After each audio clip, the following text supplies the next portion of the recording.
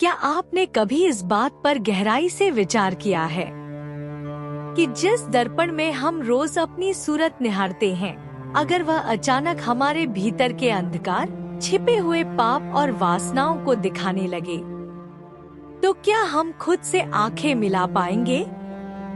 एक बार एक गुरु ने अपने शिष्य को ऐसा ही एक जादुई दर्पण दिया, लेकिन उसने अपने भीतर झांकने के बजाय उस दर्पण में पूरी दुनिया की कमियां ढूंढ निकाली। क्या हम भी अपनी असलियत से भागकर रोज यही गलती नहीं दोहराते? और जरा सोचिए, सत्य की खोज में दो शिष्य एक ऊंचे दुर्गम पहाड़ पर चढ़ते हैं। एक ने अपनी बोरी को सोने चांदी के लालच से भर लिया है और दूसरे की बोरी बिल्कुल खाली है, एकदम शून्य। आपको क्या लगता है, भगवान के उस शिखर तक कौन पहुंचा? भारी बोझ उठाने वाला या वो जो भीतर से बिल्कुल खाली था? और क्या यह सचमुच मुमकिन है कि दूध के एक साधारण प्याले और जलती हुई मोमबत्ती से किसी अहंकारी राजा को ईश्वर के दर्शन हो जाएं? इन सब रहस्यों का उत्तर बाहर की दुनिया में नहीं, बल्कि आपके भीतर छिपे सन्नाटे में है। तो आइए एक गहरी सांस लें, अपने भीतर के शोर को शांत करें और कबीर दास जी के इन अलौकिक दोहों के साथ ज्ञान की इस रहस्यमय यात्रा पर चलें और जानें कि कैसे केवल सच्चे गुरु की कृपा से हमारे जन्मों के पाप धुल जाते हैं। आज का पहला दुआ है, सतगुर मिले इतना टले, काम जाल जम चोर, शीश झुकाए गिर पड़े लाख पाप की pot. The grace of the true Guru remove the snare of time, death, and all the forces that blinds the soul. With a humble bow at the Guru's feet, the burden of innumerable karmas is shed. दूसरा दोहा कबीर जी का है, सब धरती काजल करूं, लेखनी सब वनराज, सात समुंदर की मसी करूं, गुरु गुण लिखा न जाए। तो अंग्रेजी में इसका अनुवाद है, even if whole earth became a sheet of paper, every tree became a pen, and all seven oceans turned into ink, it would still be impossible to describe the greatness of the Guru.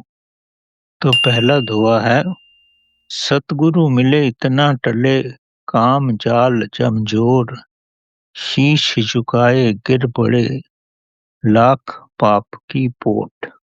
तो सारांश में इस दोहे में कबीर जी ने बड़ी स्पष्टता से समझाने का प्रयत्न किया है कि शिष्य अगर गुरु के प्रति अटूट श्रद्धा रखे तो वह इस जीवन के सब पापों और विकारों से सरलता से मुक्त हो सकता है। इसका कारण यही है क्योंकि गुरु उसे पूर्ण रूप से भूतकाल, भविष्य और वर्तमान काल का ज्ञान देते हैं। उसे समझाने का प्रयत्न करते हैं, भूतकाल क्या है, भविष्य क्या है और वर्तमान क्या है। गुरु स्पष्ट करते हैं कि वर्तमान में रहना ही शून्यता में रहना है, यही प्रभु के साथ रहना है। इसके अतिरिक्त गुरु शिष्य को साक्षी का ज्ञान प्रदान करते हैं, मन और चेतना की अनुभूति का मार्ग प्रदर्शित करते हैं। गुरु शिष्य को अनासक्त करने के बाद और उसके पूर्व कर्मों के शून्य होने पर ही प्रभु साक्षात्कार की पद्धति पर उसे ले जाते हैं। तब गुरु स्पष्ट करते हैं कि पिछले जन्मों के कर्मों को शून्य करके ही साधक आत्म साक्षात्कार के पथ पर अग्रसर हो सकता है। पुराने कर्म शून्य होंगे तभी वह प्रभु में हो सकता है। अब आप विस्तार से समझते हैं। इस दोहे में कबीर जी ने गुरु की महत्ता पर बल दिया है। क्यों बल दिया है? क्योंकि गुरु एक प्रकाश है। प्रकाश से अंधकार चला जाता है। गुरु के प्रकाश से अज्ञानता का अंधकार शून्य हो जाता है। और जब अज्ञानता का अंधकार शून्य हो जाता है तो जीवन पूर्ण रूप से प्रकाशमय हो जाता है। गुरु के प्रकाश से यानी गुरु के ज्ञान से समय का, मौत का, मृत्यु का और अन्य शक्तियों का प्रकोप जो मनुष्य की आत्मा को कुंठित कर देता है, इस प्रकाश में विलीन हो जाता है। शिष्य को गुरु का प्रकाश तब उन सब प्रभावों को जो अंधकार में हैं, उन्हें पूर्ण रूप से शून्य कर देता है। क्यों शून्य करता है? क्योंकि गुरु का प्रकाश जो है वही प्रभु का ज्ञान है। प्रकाश का मकसद है गुरु प्रभु का ज्ञान देते हैं। जब व्यक्ति के मन में प्रभु का ज्ञान स्थापित हो जाता है तो उसका जीवन प्रकाशमय हो जाता है। गुरु एक और आत्मा का ज्ञान रखता है क्योंकि गुरु वही है जिसने आत्म साक्षात्कार कर लिया है। इसलिए गुरु एक और आत्मा का ज्ञान रखता है और प्रभु में डूबा रहता है, और दूसरी ओर गुरु शिष्य के सानिध्य में रहता है। तब वह शिष्य के संबंध में सब कुछ ही जानता है। हर प्रकार की जानकारी शिष्य के संबंध में रखता है। इसलिए शिष्य की समस्याओं से, उसकी वृत्तियों से पूर्ण परिचित रहता है, क्योंकि गुरु शिष्य की आत्मा में उठे सब उतार चढ़ाव को देखने की क्षमता रखता है। क्योंकि गुरु आत्मिक रूप है, उसे आत्मा का अनुभव रहता है, इसीलिए उसकी आत्मा में, शिष्य की आत्मा में जो भी उतार चढ़ाव होता है वो गुरु को स्पष्ट हो जाता है। गुरु इन सब उतार चढ़ावों का अनुभव करता है, तब वे शिष्य को पथ प्रदर्शन कर सकता है ताकि शिष्य मुक्त हो जाए और उचित पथ पर चले। और जब वे उचित पथ पर चलने लगता है तब शिष्य स्वयं ही अपना दीपक बन जाता है। ये सब जानते हुए ही शिष्यों को ज्ञान का प्रकाश गुरु हर रूप में दिखाता है ताकि शिष्य अपनी व्याधियों से स्वयं ही निकल सके और अपनी समस्याओं का सामना करके सुदृढ़ बन सके। गुरु प्रत्येक शिष्य को उससे संबंधित और उपयुक्त विधियों का मार्ग भी दिखाता है जो शिष्य के लिए अत्यंत लाभकारी होती हैं। गुरु उन सब प्रावधानों को शिष्य के समक्ष लाता है और उसे समझाता है जो उसके लिए उपयुक्त हैं और जो उसके लिए ठीक हैं, जो उसको पथ प्रदर्शित कर सकती हैं। दूसरे शब्दों में गुरु प्रत्येक शिष्य को भिन्न-भिन्न प्रकार की विधियां बताता है, यानी प्रत्येक शिष्य को भिन्न-भिन्न प्रकार का भोजन देता है जो उसके लिए उपयोगी है। यानी शिष्य की मनोवृत्तियों के अनुसार ही गुरु उसका पथ प्रदर्शन करता है। दूसरे रूप में शिष्य अगर गुरु को अपनी समस्याओं का स्पष्ट आभास करवा सकता है, गुरु को स्पष्ट बता सकता है, तब गुरु को मार्ग प्रदर्शन में सफलता सरलता से ही मिल जाती है। तब गुरु को ज़्यादा प्रयत्न नहीं करना पड़ता। अगर शिष्य अपनी समस्याओं को जानते हुए भी नहीं बताता या वो जानता ही नहीं है या छुपा कर रखता है, तो गुरु को अधिकतम प्रयत्न करना पड़ता है और सब जानकारी रखने के बाद ही गुरु शिष्य को पूर्ण उपयुक्त मार्ग दिखाने में सफल होता है। गुरु केवल मार्ग ही दिखाता है, मार्ग पर शिष्य को खुद ही चलना पड़ता है, अपना मार्ग से खुद ही तय करना पड़ता है। गुरु केवल सहायक होता है, गुरु केवल प्रकाश दिखाता है, गुरु का शाब्दिक मकसद ही प्रकाश दिखाना है। गुरु उसे उत्तम रास्ता दिखाता है, पथ प्रदर्शन करता है, ताकि शिष्य अपनी वृत्तियों के अनुसार सरलता से इस प्रभु के पथ पर चल सके। उदाहरण के लिए एक गुरु ने अपने शिष्य को दर्पण दिया ताकि वह स्वयं का निरीक्षण कर सके, स्वयं को जान सके और उस दर्पण में स्वयं की मनोदशा देख सके। पर शिष्य ने कुछ समझा ही नहीं। उसने उस दर्पण में गुरु की मनोदशा देखने का प्रयत्न किया और हर प्राणी की मनोदशा को देखा जो भी उसके संपर्क में आया।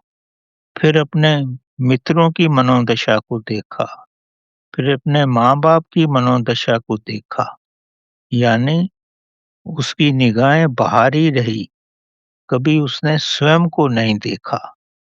जब उसने हर प्राणी की मनोदशा को ही देखा, जो दर्पण गुरु ने उसको स्वयं की मनोदशा देखने को दिया था, उस दर्पण में उसने दूसरों की मनोदशा को देखा, तब उसको हर प्राणी में त्रुटियां ही दिखाई पड़ी, सब में त्रुटियां ही प्रदर्शित हुई।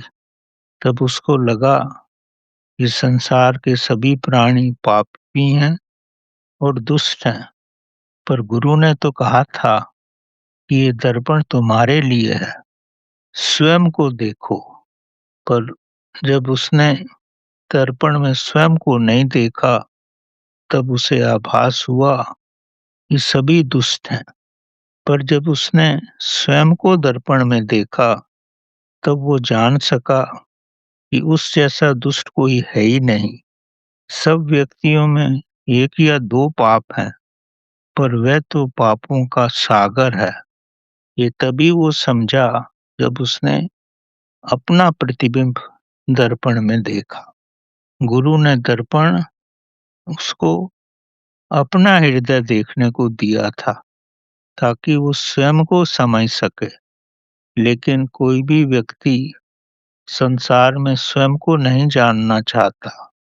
वो दूसरों की त्रुटियों को देखता है, दूसरों के ही पापों को देखता है, अपने भीतर नहीं झांकता कि वो खुद कितना दुष्ट है। तो गुरु शिष्य को यही प्रदर्शित करते हैं कि स्वयं के भीतर जाओ, स्वयं की त्रुटियों को देखो और फिर उनको प्रभु के प्यार में और साधना की गहराई में उतरकर उन पापों को शून्य करो। इसी तरह गुरु भी एक दर्पण ही है जो तुम्हें स्वयं से अवगत कराता है और जब स्वयं की वासनाएं और व्याधियां स्पष्ट हो जाती हैं तो सरलता से उचित मार्ग ढूंढा जा सकता है।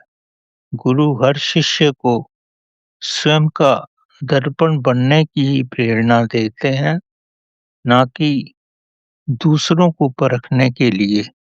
जब शिष्य स्वयं को समझ जाता है, तब उसे स्वयं के सुधार करने में बड़ी सरलता हो जाती है। इसके अलावा गुरु शिष्य को भूतकाल, भविष्य और वर्तमान में जीने की भी शिक्षा देते हैं। गुरु समझाते हैं कि मानव का मन भूतकाल में अंतहीन समय तक विचरण कर सकता है। भूतकाल के विचारों में रहकर उसे समय का आभास ही नहीं होता। इसी तरह मन भविष्य की भावनाओं में, भविष्य के विचारों में भी अंतहीन विचरण कर सकता है। लेकिन मनुष्य का मन वर्तमान में नहीं रहता, क्योंकि वर्तमान में जीना ही स्वयं के साथ होना है। वर्तमान में मन शून्य हो जाता है। जब व्यक्ति वर्तमान में जीता है, तब उसके विचार शून्य हो जाते हैं, क्योंकि वर्तमान बहुत ही छोटा होता है। पलक झपकते ही वर्तमान समाप्त हो जाता है और मन इतनी सूक्ष्म अवस्था में नहीं रह सकता। मन भटकता ही रहता है, या भविष्य में भटके या भूतकाल में भटके। सूक्ष्म स्थान पर मन रहने में असमर्थ ही होता है।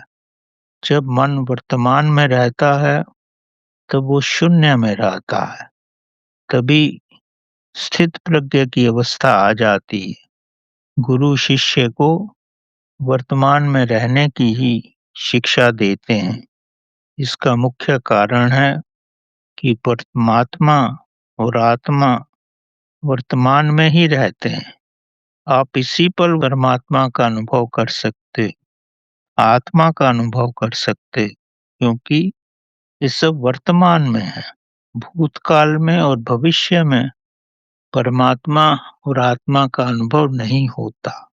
परमात्मा और आत्मा के लिए बड़ी ही सूक्ष्म दृष्टि चाहिए, और वर्तमान में रहकर ही ये सब मुमकिन हो सकता है। इसीलिए वर्तमान में रहना अति कठिन होता है। वर्तमान में रहने से शिष्य का मन भागता ही रहता है, क्योंकि वर्तमान संकीर्ण होता है। मन संकीर्णता में नहीं रह सकता। तब गुरु शिष्य को वर्तमान में रहने के लिए एक बड़ा ही सरल उपाय बताते हैं। गुरु शिष्य को स्पष्ट करते हैं कि अगर शिष्य अपने श्वासों को देखे, श्वासों पर ध्यान दे, श्वास तो 1 मिनट में 15 बार चलते हैं, तो धीरे-धीरे मन को संकीर्ण अवस्था में रहने का आभास हो जाएगा। वो शून्य में रहने लगेगा। इसीलिए गुरु शिष्य को यही समझाते हैं कि वो अपने श्वासों को देखता रहे। यही सबसे सरल उपाय है। अगर शिष्य इस विधि का श्रद्धा से उपयोग करता है, तब वह सरलता में वर्तमान में रह सकता है। और जैसे ही वो वर्तमान में रहता है, तब वो स्वयं के साथ रहने लगता है। और स्वयं के साथ रहना ही आत्मा के साथ रहना है और परमात्मा के साथ रहना है। इसका कारण एक ही है, क्योंकि वर्तमान शून्य है। वर्तमान पलक झपकते ही समाप्त हो जाता है। वर्तमान में रहना शून्य में रहने जैसा है, क्योंकि वर्तमान का जीवन इतना छोटा होता है, जैसा पलक झपकने का समय। तो दूसरे रूप में समझो कि शून्य ही परमात्मा है, वर्तमान ही परमात्मा है। परमात्मा शून्य में रहता है। और गहराई में जाओ तो ये समझो, परमात्मा आपके श्वासों के शून्य में रहता है। आपकी आत्मा श्वासों के शून्य में है। तब शिष्य सरलता से परमात्मा यानी स्वयं के साथ रहना सीख जाता है।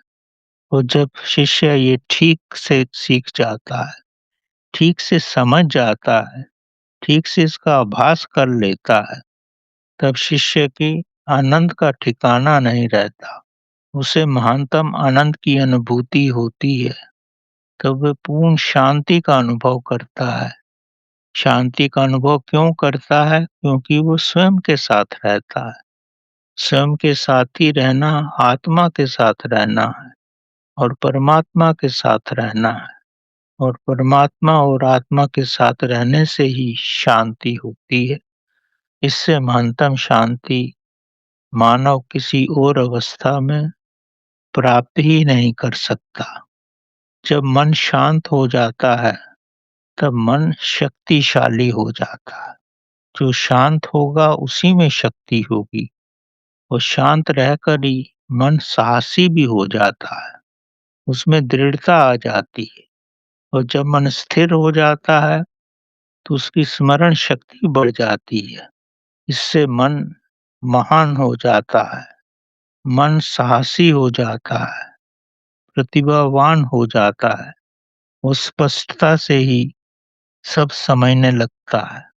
तब शिष्य को गुरु के प्रति श्रद्धा जागृत होती है, क्योंकि उसे आनंद की अनुभूति होती है। तब शिष्य गुरु को अपनी मनोस्थिति बताता है, क्योंकि अब उसके मन में गुरु के प्रति श्रद्धा आ गई है।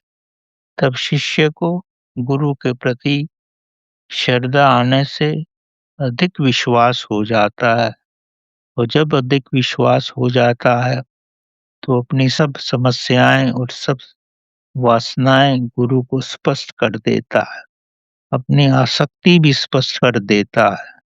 तब वह गुरु से कुछ भी नहीं छुपाता, जो भी उसके मन में अंकित होता है, गुरु को स्पष्ट बता देता है, क्योंकि अब शिष्य को शांति मिलने से गुरु के प्रति श्रद्धा का भाव बढ़ गया है।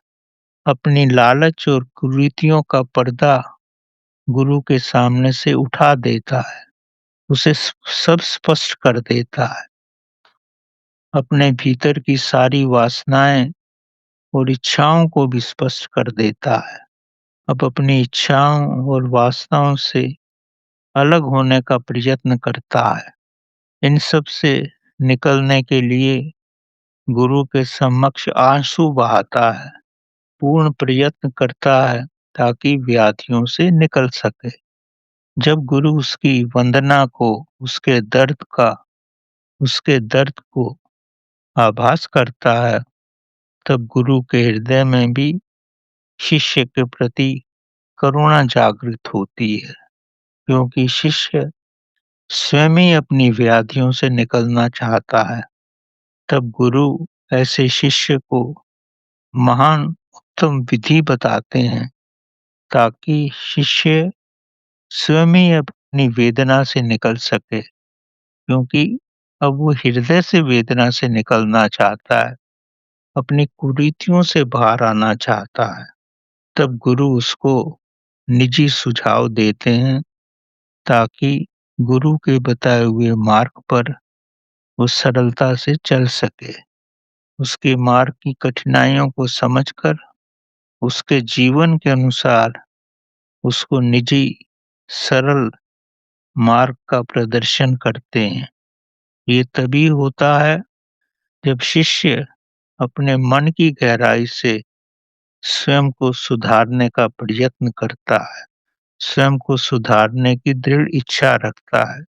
तब गुरु अपना सर्वस्व उस पर न्यौछावर कर देते हैं, उसको पूर्ण रूप से गहनतम सहायता करते हैं, ताकि वो अपनी वेदना से बाहर निकल सके। अन्यथा गुरु तो सत्संग में सब बताते ही हैं, सब समझाते हैं। शिष्य ना तो गहराई से कुछ समझता है, ना ही चलने का प्रयत्न करता है। वह सत्संग को एक कान से सुनता है और दूसरे कान से निकाल देता है। लेकिन जब वह वेदना में होता है, स्वयं को सुधारना चाहता है और तब सत्संग को कई बार सुनता है, तब उसे सत्संग की एक-एक पंक्ति स्पष्ट हो जाती है और उसके हृदय में छाप छोड़ जाती है। और फिर भी अगर कुछ और समझना हो, तो गुरु अपनी पूर्ण शक्ति लगा के भी उसको समझाते हैं। गुरु शिष्य को उसकी वेदना से वंचित ही करना चाहते हैं।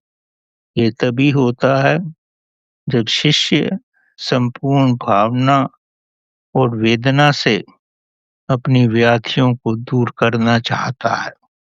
तब गुरु जी जान से अपना पूर्ण समय शिष्य पर लगाकर उसका पथ प्रदर्शन करते हैं और उसके बाद उसको साक्षी का ज्ञान देते हैं, आत्मा का ज्ञान देते हैं, ताकि वह अपने साक्षी और आत्मा का अनुभव कर सके। उस तक पहुंचने की विधि समझाते हैं, क्योंकि साक्षी ही तो हर व्यक्ति के अंदर स्वयं की आत्मा है। गुरु स्पष्ट करते हैं कि सब कुछ साक्षी में ही तो घटता है, सब आपके भीतर ही घटता है। बाहर की परिस्थितियां तो प्रतिदिन बदलती रहती हैं। आप बचपन से युवा हो गए, बुढ़ापे में आ गए, लेकिन आपके भीतर की आत्मा तो पूर्ण रूप से जागरूक है, वो वैसी ही है जैसे पहले थी। गुरु शिष्य को इसको पूर्ण रूप से अनुभव करना सिखाते हैं। चलना तो शिष्य को ही पड़ता है।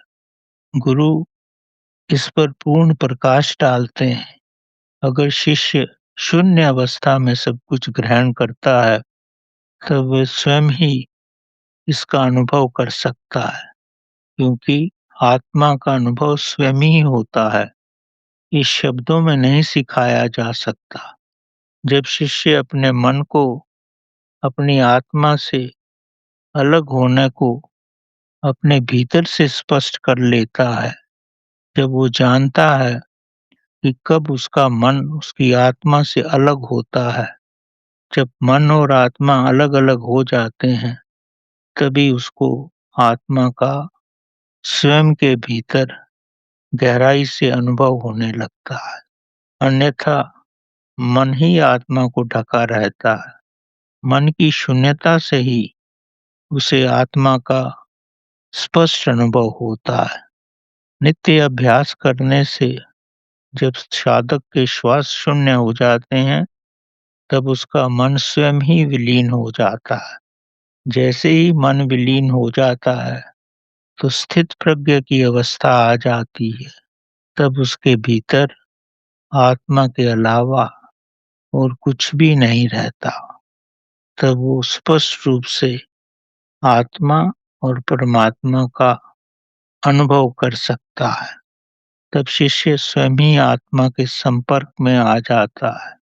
तभी उसे अनुभव होता है कि मैं करता नहीं हूँ, मैं कुछ नहीं कर सकता, मेरे में करने की क्षमता ही नहीं है, मैं तो केवल दृष्टा हूँ। जब वो इस अवस्था में आता है, इस स्वयं की भीतर की अवस्था में, वह पूर्ण रूप से अनुभव करता है कि चेतना, मन और शरीर सब पृथक हैं एक दूसरे से। इन सब की पृथकता का अनुभव कर लेता है, तो वो समझ जाता है कि शरीर तो मेरे मन और चेतना का एक आवरण है, उस पर एक वस्त्र है। समय से शरीर रूपी वस्त्र फट जाता है, गल जाता है, शरीर मृत हो जाता है। तब मन और चेतना ही रहती है। मन अलग होता है, चेतना अलग होती है। चेतना तो चिरस्थायी है, फिर ब्रह्मांड में चली जाती है, और मन शरीर समाप्त होते ही मन सूक्ष्म शरीर के साथ शरीर को छोड़ते ही ब्रह्मांड में निवास करने लगता है। मकसद, मन जो है सूक्ष्म शरीर के साथ जाता है और आत्मा ब्रह्मांड में चली जाती है। अगर मन में इच्छाएं शून्य हो गई हैं, जब मन में कोई इच्छा ही नहीं रही है, तब मन भी समाप्त हो जाता है। तब मन पूर्ण रूप से शरीर से मुक्त हो जाता है। तब मानव मुक्त हो जाता है, क्योंकि ना अब शरीर रहा, ना मन रहा, और आत्मा तो प्रभु का रूप है, और आत्मा प्रभु में स्थित हो जाती है।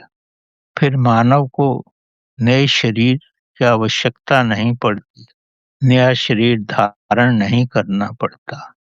ये सब ज्ञान शिष्य को गुरु से मिलता है, जब उसके पुराने कर्म वो संस्कार शून्य हो जाते हैं।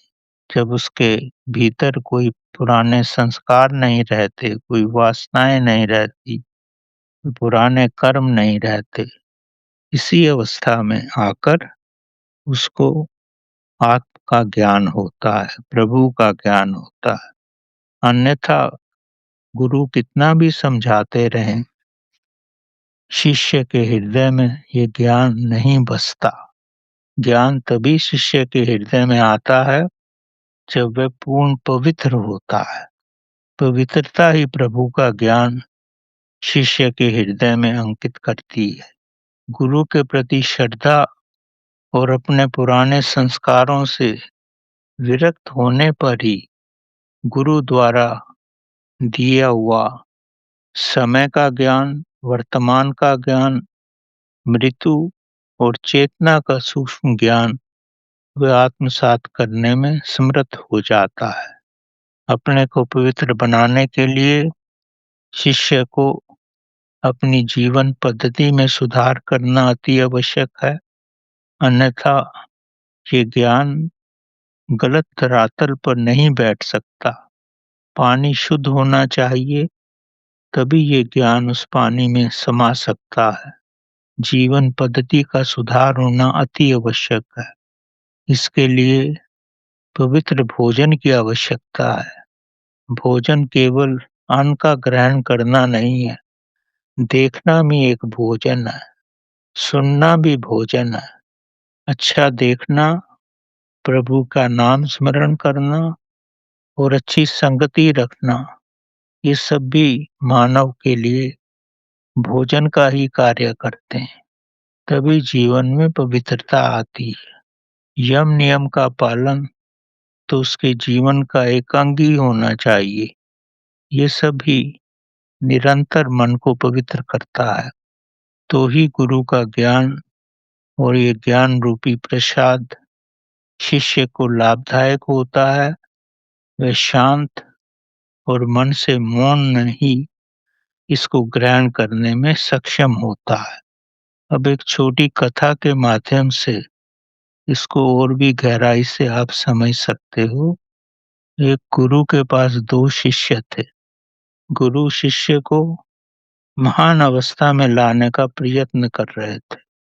गुरु ने 2 बोरियां बनाई, एक बोरी खाली रखी और एक बोरी में बहुत सारा खाने का सामान रखा। दोनों शिष्यों को बुलाया।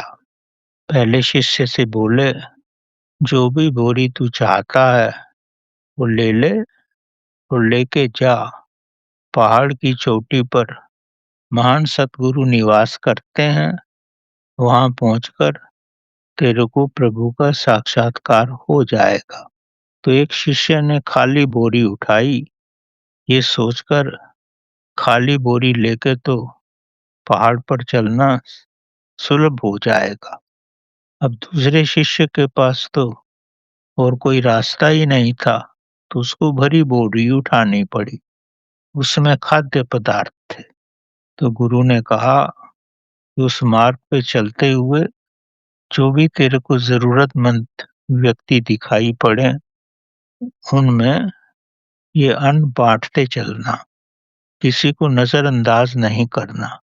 तो दोनों ही शिष्य अलग-अलग पहाड़ की चोटी पर जाने के लिए तैयार हो गए। जिसके पास खाली बोरी थी, मतलब वो शून्य था, उसमें कोई वासनाएं नहीं थी। वो चाहता तो बड़ी शीघ्रता से चोटी पर पहुंच सकता था। गुरु ने उसको इतना ही कहा कि रास्ते में जो भी तुझे उचित लगे, जो तेरी आत्मा को आकर्षित करे, वही इसमें डालना, अन्यथा कुछ डालने की जरूरत नहीं है और सरलता से पहाड़ की चोटी पर चले जाना। पर जैसे ही शिष्य चलने लगा, तो उसको रास्ते में तांबे के सिक्के मिले। उसमें लालच आ गई। उसने बोरी में सिक्के भर दिए। वो सब भूल ही गया कि वो ज्ञान प्राप्त करने जा रहा है। आगे गया तो उसको चांदी के सिक्के मिले। वो भर लिए। अब बोरी तो भारी हो गई। अब जितना अपने को भार रखोगे, तो पहाड़ पे चलना तो कठिन ही हो जाएगा। और थोड़ा आगे गया तो उसको सोने की ईंटें मिली, तो उसकी लालच का तो कोई ठिकाना ही ना रहा। अब वो संसार की वस्तुओं से उसने अपनी बोरी में सब कुछ डाल लिया, यानी अपने हृदय में संसार को बसा लिया, लालच को बसा लिया, वासनाओं को बसा लिया, धन को बसा लिया और चलने लगा। अब इतना भार लेकर प्रभु की यात्रा तो पहाड़ की कठिन यात्रा है, कितना चलेगा? थोड़ी दूर में जाकर के वो गिर ही पड़ा। और दूसरा शिष्य जिसकी बोरी भरी हुई थी, उसको जो भी रास्ते में व्यक्ति मिला, जिसको खाने की ज़रूरत थी, पदार्थों की ज़रूरत थी, वो सबको देता गया। और धीरे-धीरे बाँटते-बाँटते जब पहाड़ की चोटी पर पहुँचा, तो उसकी बोरी तो खाली हो गई थी, वो शून्य हो गया था। मतलब ऐसा शून्य हो गया, तो ना तो उसके पास धन रहा, ना मन रहा, ना विचार रहे, और पहाड़ की चोटी पे तो केवल चेतना ही रही। वो अपनी चेतना के साथ वहाँ बैठ गया। सतगुरु के रूप में परमात्मा आए और उसको आत्म साक्षात्कार हो गया और वे प्रभु में हो गया। और फिर नीचे गुरु के पास जाने का प्रयत्न करने लगा। स्वयं को शून्य करने से ही परमात्मा मिल जाता है। और जब वो रास्ते में जा रहा था, तो अपने दूसरे गुरु भाई को देखा, जो सोने की ईंटों को लिए हुए, चांदी को लिए हुए सड़क पर बेहोश पड़ा हुआ था। अब ये क्या करता? अपनी आसक्ति से ना तो वो प्रभु को पा सका, ना जीवन का सफर ही कर सका। जबकि उसके पास अधिक सुविधा थी, उसकी तो बोरी खाली ही थी, वो वैसे ही शून्य था, लेकिन वो शून्य का मकसद ही नहीं समझा। शून्यता में उसने प्रभु का आभास ही नहीं किया और संसार को ही भर लिया। संसार को भरकर संसार में ही स्वयं को विलीन कर लिया। तो कथा का मकसद इतना ही है, गुरु इतना ही बताना चाहते हैं कि जो भी आपके पास है, वो बाँटते चलो और शून्य हो जाओ। मन, वचन और कर्म से शून्य हो जाओ और अंत में प्रभु स्वयं ही आपके भीतर उतर आएँगे, क्योंकि प्रभु तो शून्य अवस्था में है।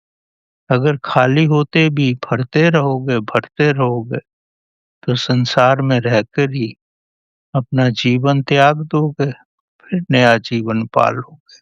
यही गुरु की शिक्षा है कि शून्य में रहो, स्वयं को सुधारो, श्रद्धा भक्ति रखो, प्रभु के ज्ञान से स्वयं को भरो और अंत में प्रभु में होकर ही इस जीवन को छोड़ो।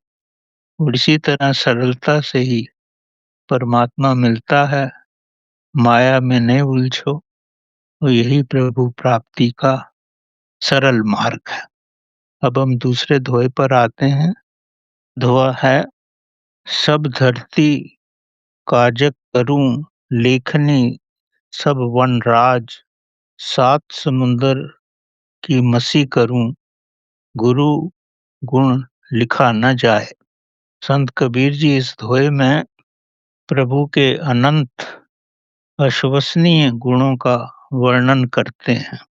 उनके अनुसार प्रभु के गुण अनंत हैं। उनके इन गुणों को पृथ्वी के बराबर कागज के रूप में पृथ्वी के महाक्षेत्र में तथा पृथ्वी में उगे सब पेड़ों को कलम बनाकर और इसके 7 समुद्रों के जल को स्याही के रूप में प्रयोग करके लिखकर भी प्रभु के गुणों को संपूर्ण रूप में नहीं लिखा जा सकता। ये सब क्षेत्रफल यानी स्थान प्रभु के गुणों के वर्णन के लिए कम ही पड़ता है, क्योंकि प्रभु तो सब स्थानों पर है। सब कुछ प्रभु में ही है। सब नक्षत्र, ग्रह, सागर, जीव और उनके द्वारा किए हुए सब कर्म वास्तव में प्रभु ही अपनी शक्ति से करवाते हैं। सब कुछ अवर्णनीय है, सब और प्रभु की चेतना है। मानव भी अपनी चेतना का विकास करके उस चेतना में डूब सकता है, उस महाचेतना के साथ एक होकर लुप्त हो सकता है, पर किसी भी रूप में प्रभु के महान गुणों का आत्मसात नहीं कर सकता। कागज कलम से प्रभु के सब गुण नहीं लिखे जा सकते, चाहे कागज पृथ्वी के आकार का भी हो जाए और सब पेड़ों को कलम बनाकर और समुद्र के पानी को शाही बनाकर भी लिखें तो भी प्रभु के गुणों को नहीं लिख सकते। प्रभु इतना महान है, इसकी महानता का कोई अंत नहीं है। अब इसे विस्तार से समझते हैं। संत कबीर जी इस दोहे में गुरु के गुणों का मार्मिक वर्णन करते हैं। कबीर जी प्रभु को गुरु की श्रेणी में रखते हुए, अथवा ऐसा समझो कि गुरु को प्रभु के रूप में उनकी अपार समर्था का वर्णन करते हैं। उनके अनुसार अगर सारी पृथ्वी के क्षेत्र को एक कागज का रूप दिया जाए और जितने भी इस महान भूमि में वृक्ष हैं उन्हें कलम यानी पेन समझा जाए, वो जितने भी पृथ्वी पर 7 महान समुद्र हैं उनकी पानी को स्याही के रूप में लिया जाए, तो समझा जा सकता है कि कितना लिखना हो जाएगा। इतना सब होते हुए भी ये सब भी प्रभु के गुणों को लिखने के लिए कम ही पड़ते हैं। प्रभु में इतने महान गुण हैं। कबीर जी आगे कहते हैं, प्रभु के गुण पृथ्वी रूपी कागज पर और वृक्षों को कलम बनाकर और समुद्र के पानी को स्याही का रूप देकर भी लिखा जाए तो भी प्रभु के महान गुणों को नहीं लिखा जा सकता। प्रभु इतना महान है, इसमें प्रभु में लाखों ब्रह्मांड है, इसमें लाखों पृथ्वियां हैं, इस ब्रह्मांड में इतने समुंदर हैं जिसका कोई अंत ही नहीं है। इस ब्रह्मांड में कितने पाताल लोक हैं, सब अनगिनत हैं। कितने इस ब्रह्मांड में जीव जंतु हैं, उनकी कोई गिनती करना भी नामुमकिन है। इस पृथ्वी में कितने प्राणी हैं, कितने मनुष्य हैं, क्योंकि सारे ब्रह्मांड में, सब नक्षत्रों में, सब जगह ही प्राणी हैं, मनुष्य हैं, जानवर हैं, असंख्य कीड़े मकोड़े हैं, व्यक्ति सबकी अनंत संख्या है। व्यक्ति इन अशिष्य अनंत संख्या को न गिन सकता है और न लिख सकता है, वो लिख लिख कर ही थक जाएगा, तो भी इस संपूर्ण प्रभु के विस्तार को नहीं लिख सकता और न ही इनके गुणों को आत्मसात ही कर सकता है। प्रभु इतना महान है, मनुष्य की कल्पना से भी अकल्पनीय रूप ही है इसका। हर प्राणी के विचार, नियति, स्वभाव, पेड़ पौधे अनंत हैं, सब प्रभु में ही है। इनका विवरण लिखना असंभव है। प्रभु का अपने रूप में ही अपना लेखा जोखा करते हैं। हम सब प्रभु में ही रहते हैं। मानव न इतना सोच सकता है, न समझ सकता है, न ही लिख सकता है। कितने अंतहीन प्रभु के गुण हैं, ये सब सोच से भी परे हैं। लिखना, सोचना और बोलना सब असंभव है। और तो और मनुष्य के शरीर में कितनी सूक्ष्म अवस्थाएं हैं, उनका जानना, समझना तो दूर, सोचना भी असंभव है। प्रभु यानी गुरु में इतने महान गुण हैं। प्रभु सब जानता है, मानव किसी भी रूप में उसका आभास नहीं कर सकता। प्रभु हर प्राणी का, हर जीव का भूत, वर्तमान और भविष्य सब जानता है। इतना महान शक्तिशाली है प्रभु, विचारों से भी परे है। गुरु यानी प्रभु में इतने गुण हैं कि अपने नेत्रों में प्रभु एक ही दृष्टि में सब समा लेता है। मानव के लिए सब व्याख्या से बाहर है, अनंत की व्याख्या नहीं की जा सकती। गुरु यानी प्रभु सब जानता है, मानव उसमें ही रहता है। मानव के अंदर चेतना रूप में गुरु यानी प्रभु है। चेतना के साथ एक होकर सब क्षमताएं आ जाती हैं। गुरु यानी प्रभु शिष्य को सिखाता है कि कैसे चेतना के साथ रहा जाए, क्योंकि चेतना ही सर्वव्यापी है, चेतना ही प्रभु का रूप है। गुरु चेतना के साथ रहना सिखाता है। गुरु शिष्य को इतना महान बना सकता है ताकि चेतना में रहकर वो ब्रह्मांड में निवास करने के योग्य बन जाए। स्वयं के साथ रहना ही ब्रह्मांड के साथ रहने के बराबर है। गुरु ये सब कुछ शिष्य को सिखाता है।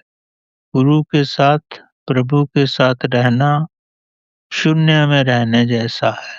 स्वयं को शून्य करके ही शिष्य प्रभु के साथ भी रह सकता है, गुरु के साथ भी रह सकता है, क्योंकि शून्य करने से इच्छाएं शून्य हो जाती हैं, कुछ वासनाएं नहीं रहती।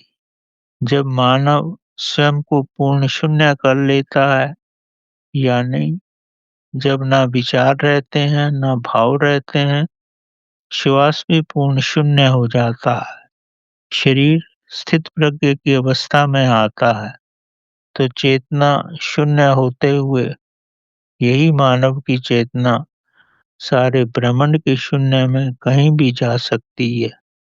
चेतना नहीं थकती, क्योंकि चेतना प्रभु का रूप है। इस शून्य ब्रह्मांड का कोई अंत नहीं होता। अगर चेतना पूर्ण विलीन हो जाए तो सब एक ही हो जाता है। जब मानव की चेतना ब्रह्मांड की चेतना में पूर्ण विलीन हो जाती है, तो ब्रह्म की चेतना ही हो जाती है। सब शून्य महाशून्य, सब शून्य महाशून्य और ब्रह्म चेतना तुर्यतीत की अवस्था के अतिरिक्त ये ब्रह्म प्रकाश की गति से भी फैल रहा है। ये ब्रह्मांड स्थिर नहीं है, प्रकाश की गति से फैल रहा है, और ब्रह्मांड वैसे ही इतना महान है और वो प्रकाश की गति से भी फैल रहा है। ये तो सब अंतहीन है, किसी भी रूप में इसका आभास नहीं किया जा सकता। मानव की चेतना जागरूक रूप में भ्रमण करने से थक जाती है, पर यही मानव की चेतना अगर शून्य हो जाए तो ब्रह्मांड के साथ एक हो जाती है, और जब वो ब्रह्मांड के साथ एक हो जाती है तब शक्ति का व्यय ही नहीं होता, तब ब्रह्मांड ही रहता है, और इस शून्य के साथ ही कर वो सर्वव्यापी हो जाती है। सब जगह वही है, सब परमात्मा ही है, सब महाचेतना है, हर स्थान पर परमात्मा है, हर वस्तु में परमात्मा की शक्ति है, हर वस्तु में प्रभु की शक्ति है। पत्थर में भी प्रभु है, पानी में भी प्रभु है, पृथ्वी में भी प्रभु है, आकाश में भी प्रभु सर्वव्यापी है, हर जीव में प्रभु है। सब प्रभु का रूप है, उसकी शक्ति है, इसके अलावा अन्यथा कुछ भी नहीं है। इतनी महान शक्ति के बारे में कुछ लिखा नहीं जा सकता, ना ही कुछ सोचा जा सकता, ना ही कुछ कहा जा सकता है। मानव तो चींटी के समान ब्रह्मांड के सामने तुच्छ है। प्रभु अनंत है, प्रभु में न समय है, प्रभु में न स्थान है, प्रभु में कुछ नहीं है। प्रभु सब शून्य है, पर सब शून्य होते ही सब उसमें ही है। उसके साथ होने से ही सब जगह जाया जा सकता है। जब मानव उसके साथ हो जाता है, तब मानव और उसकी चेतना रहती ही नहीं। वो जागरूक में नहीं रहता, वह पूर्ण ब्रह्म चेतना में एक हो जाता है, वह पूर्ण रूप से खो जाता है। तब उसे आभास होता है कि बस वही प्रभु है। उसका आभास नहीं हो सकता, क्योंकि तब जब मानव चेतना ब्रह्म चेतना में मिल जाती है, तो चेतना तो रहती ही नहीं, तो मानव कुछ नहीं कह सकता, केवल उसमें डूब सकता है, उसके साथ एक हो सकता है। तब सब खो जाता है, बस वही रहता है। मानव को उसका आभास नहीं होता, क्योंकि उसकी चेतना अपना अस्तित्व खोकर उस प्रभु के साथ मिल जाती है। तो प्रभु इतना महान है, अनंत है, उसके बारे में ना कुछ लिखा जा सकता है, ना उसके गुणों का व्याख्यान किया जा सकता है। कितने भी अनंत कलमों से भी उसे लिखते रहो, सारे समुंदर का पानी में शाही भी बन जाए, तब भी उसके गुणों को लिखना असंभव है। इस ब्रह्मांड की विस्तार पर कोई कथा हो ही नहीं सकती, पर समझने के लिए एक सूक्ष्म कथा है, जो पूर्ण निकटतम है, वो सोची जा सकती है, पर इतनी अनंत रूप में उसके बारे में, परमात्मा के बारे में कुछ भी नहीं कहा जा सकता। समझने के लिए कथा इस प्रकार है कि एक राजा ने अपने दरबार के महाज्ञानी से 3 प्रश्न पूछे। पहला प्रश्न था कि ये बताओ कि प्रभु कहाँ है? वह दिखाई क्यों नहीं देता? और हम सब कहते हैं कि वह सर्वव्यापी है। दूसरा प्रश्न है कि वो कहाँ तक देख सकता है? उसकी दृष्टि कितनी विशाल है? और तीसरा प्रश्न जो राजा ने महाज्ञानी से पूछा कि वह सब कुछ कर सकता है, पर कैसे सिद्ध करोगे कि वह सब कुछ कर सकता है? महाज्ञानी ने राजा के तीनों प्रश्न सुने, पर उसने कोई उत्तर नहीं दिया। तब राजा ने महाज्ञानी को 1 महीने का समय दिया और कहा कि महीने के अंदर मुझे इन तीनों प्रश्नों के सटीक उत्तर चाहिए, अन्यथा मैं तुम्हें दंड दूंगा। महाज्ञानी सोचता रहा। ज्ञानी का सोना, खाना-पीना सब कुछ समाप्ति ही हो गया। वो सब कुछ भूल ही गया। इस प्रश्न को ही सोचता रहा, पर उसे कोई उत्तर नहीं मिला। जब उसके लड़के ने पिताजी की गंभीर अवस्था को देखा, क्योंकि उनकी अवस्था बड़ी अविश्वसनीय हो गई थी, तो महाज्ञानी ने अपने लड़के को प्रश्नों सहित सब कुछ बता दिया। तब उसके पुत्र ने कहा, ये तो सब बड़े सरल प्रश्न हैं। मैं ही राजा को इनके उत्तर बता दूंगा, उन्हें समझा दूंगा, और आप मुझे राज दरबार में लेकर चले जाओ। पर मैं ये उत्तर केवल राजा को ही बताऊंगा, आपको नहीं। बहुत पूछने पर भी उसके पुत्र ने महाज्ञानी को कुछ नहीं बताया। अंत में महाज्ञानी पुत्र को राज दरबार में लेकर पहुंचा और उसने राजा से कहा कि मेरा पुत्र ही आपके प्रश्नों के उत्तर देगा। तब राजा ने उनके पुत्र को अनुमति दे दी। उसके पुत्र ने कहा कि राजन दूध मंगाया जाए। दूध आ गया। तब लड़के ने राजा से कहा कि दूध में घी दिखता है या नहीं दिखता? आप देख सकते हो घी को, अन्यथा नहीं देख सकते। तब राजा ने कहा दूध में घी तो होता है, पर दिखता नहीं है। तब पुत्र ने कहा कि प्रभु संसार में सर्वव्यापी है, पर वो दिखाई नहीं देता। दूध से मक्खन बनाकर गर्म करके घी निकाला जा सकता है।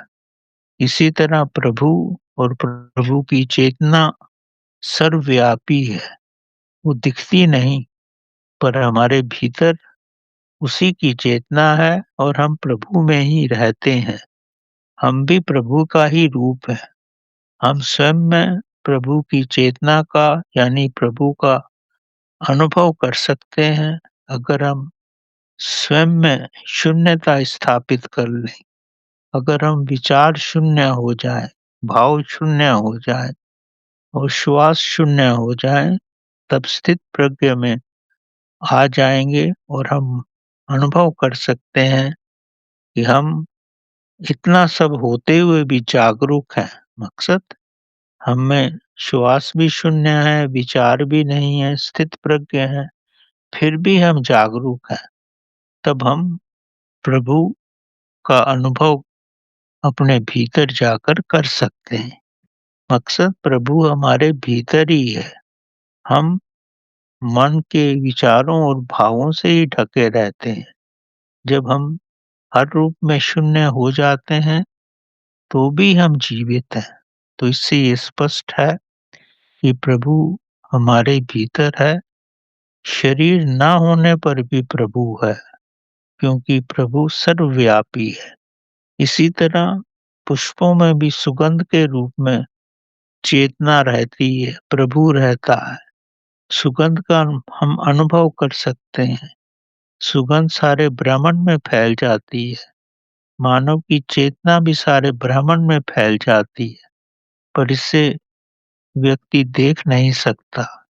इसीलिए प्रभु भी जरे-जरे में सुगंध और चेतना की तरह है। इसको अनुभव किया जा सकता है।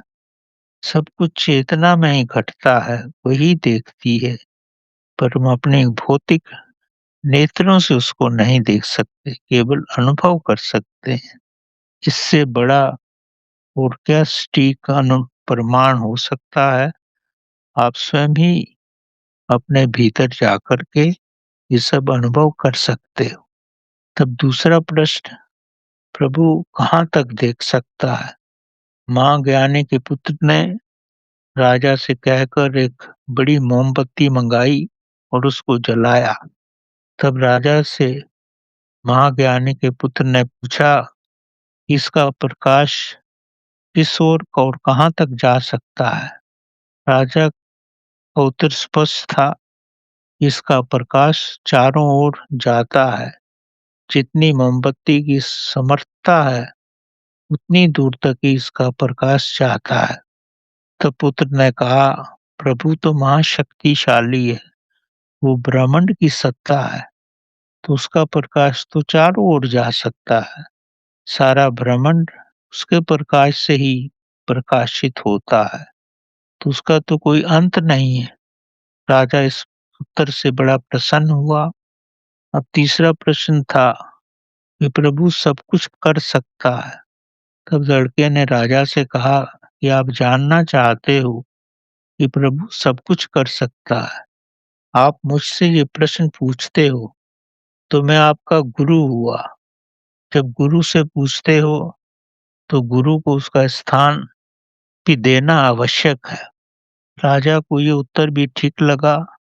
तब राजा सिंहासन से उठ गया और लड़के से कहा कि वह मेरा स्थान ग्रहण कर सकता है। तो पुत्र ने राजा का स्थान ग्रहण कर लिया। महाज्ञानी का पुत्र सिंहासन पर बैठ गया और बोला, अब आपको उत्तर तो स्वयं ही स्पष्ट हो गया होगा। प्रभु राजा को रंक बना सकते हैं और रंक को राजा, ये आप स्वयं ही देख सकते हो। आप मेरे स्थान पे बैठ गए हो और मैं आपके स्थान पर। इस ब्रह्मांड में कुछ भी स्थायी नहीं है, सब घूम रहा है। शून्य पूर्ण हो जाता है और पूर्ण फिर शून्य हो जाता है।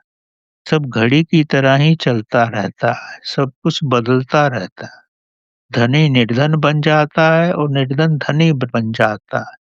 ये ब्रह्मांड शून्य है, कोई कहीं पर भी शून्य हो सकता है और अंत में शून्य ही बनता है और फिर दूसरी ओर शून्य बन के फिर बढ़ता है। एक अवस्था से दूसरी अवस्था में आने के लिए शून्य से ही गुजरना पड़ता है। सब शून्य चेतना में शून्य हो जाता है और फिर उत्पन्न होता है। यही सृष्टि का नियम है। इस विशाल ब्रह्मांड में सब कुछ संभव है। उसके गुणों को नहीं लिखा जा सकता। यही ब्रह्मांड की अंतहीन प्रक्रिया है। जन्म, मरण और फिर जन्म, यही सब चलता रहता है। तो इस सारे ब्रह्मांड में कितनी प्रक्रियाएं होती हैं, क्या सब कुछ होता है, ये सब कुछ समझना मानव के लिए असंभव ही है। इसीलिए प्रभु में डूबना, उसके साथ एक हो जाना और उसी में महाशांति है, उसी में जीवन है, उस एकत्व में ही सब कुछ है, क्योंकि हम एकत्व से ही उत्पन्न हुए हैं। धन्यवाद।